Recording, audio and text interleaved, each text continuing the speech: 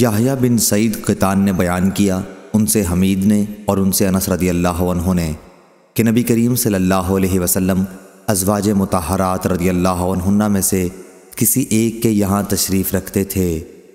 امہات المومنین میں سے ایک نے وہیں آپ کے لیے خادم کے ہاتھ ایک پیالے میں کچھ کھانے کی چیز بھجوائی۔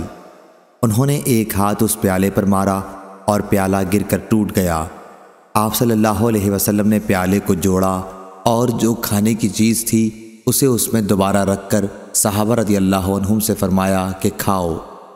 آپ صلی اللہ علیہ وسلم نے پیالہ لانے والے خادم کو روک لیا اور پیالہ بھی نہیں بھیجا، بلکہ جب کھانے سے سب فارغ ہو گئے تو دوسرا اچھا پیالہ بھجوا دیا اور جو ٹوٹ گیا تھا اسے نہیں بھجوایا۔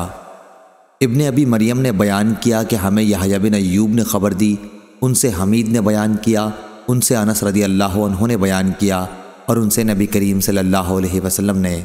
صحیح بخاری حدیث نمبر 2481۔